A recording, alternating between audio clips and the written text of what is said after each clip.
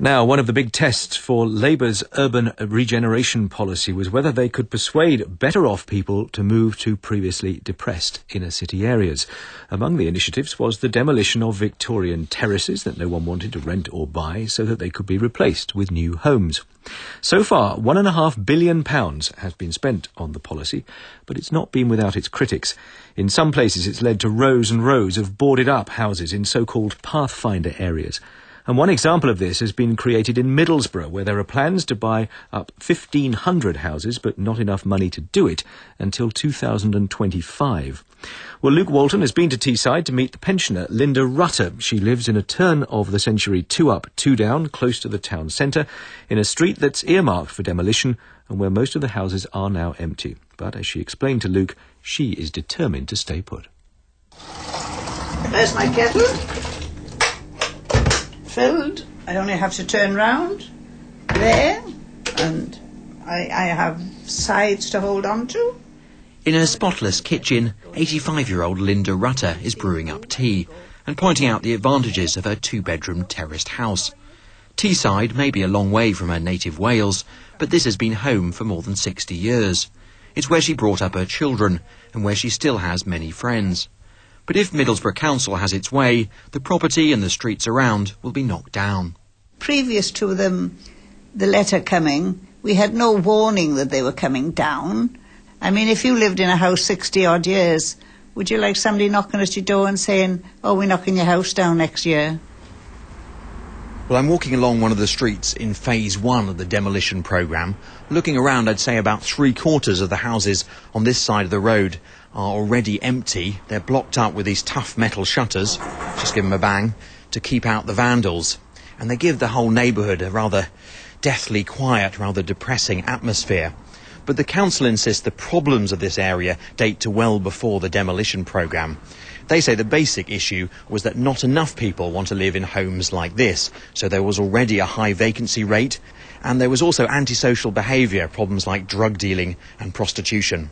My name's Kevin Parks and my title is the Interim Director of Regeneration. Within Inner Middlesbrough we have a huge amount of Backer Street terraced housing units, and demand for those units has been falling rapidly, and also people were not investing in them. The condition of them was just getting a lot worse. What we have done is introduced a programme of major stock improvements in the remaining 10,000 terraced houses. So the hope is by reducing the overall supply and investment in the remaining stock, we can secure a long-term future for those 10,000 that remain, and we'll get some good new quality development in the area that's cleared. What we did find from the outset of this process, there was a lot of residents who actually want to get out of that area. They've been trapped in a way by housing poverty. The idea is to replace 1,500 traditional red brick terraced houses with around 750 more modern and spacious homes, some with parking spots and gardens to attract the families who have been steadily moving out of town.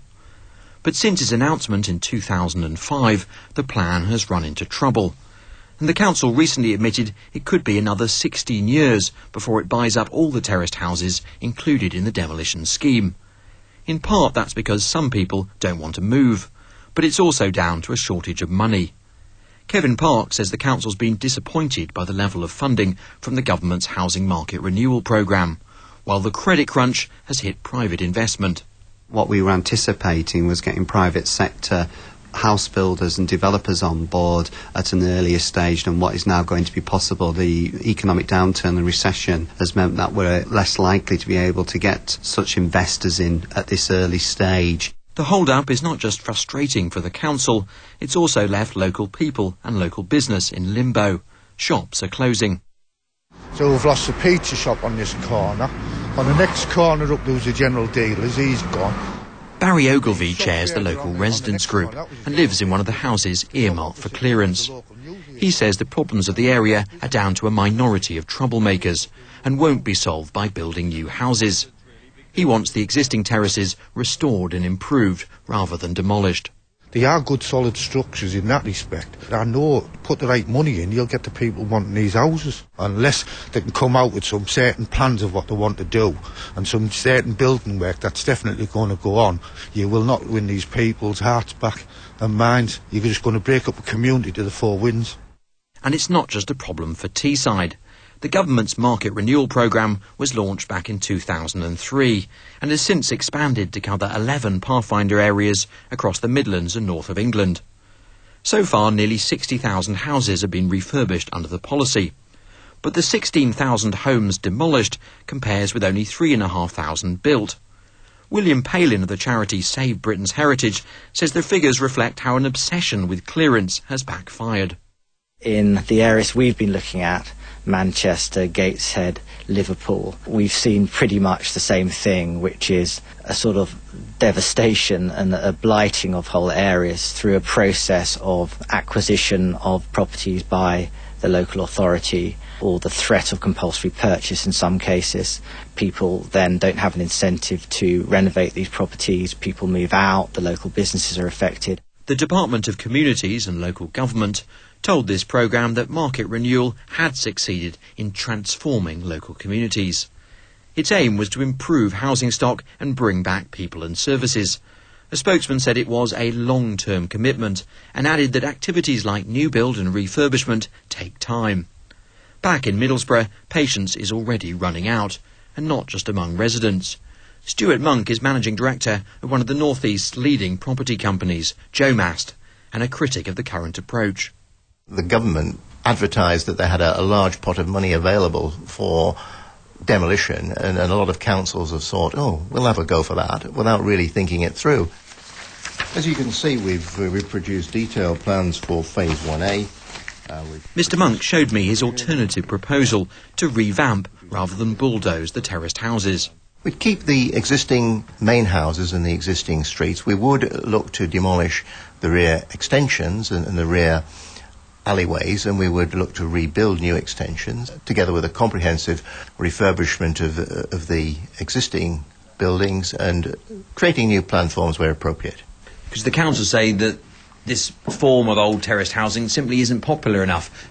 The council's wrong in that regard. There is a high level of demand for low-cost housing in Middlesbrough. Middlesbrough Council says it's looking at Jomast's plans seriously, but it's also considering other ways of kick-starting regeneration, including the sale of local authority-owned land to raise cash. Council officers insist their warning that it could take till 2025 to buy up the houses in question was a worst-case scenario, and things won't be allowed to drag on that long. My two sons, grandson, lovely daughter-in-law and granddaughter. For Middlesbrough residents like Mrs Rutter, the question is not just when redevelopment will begin, but can houses like her own be saved? She's refused offers from the council to buy her home. Having showed me around, she took me through her many family photos, memories which make her even more determined to stay. I'm sat in the rocking chair here. I'm going to sit here. I'm not moving unless they take me in my rocking chair out. They can't say, well, you've got to get out and that's all there is to it. I'm not going to go. Linda Rutter ending that report from Middlesbrough by Luke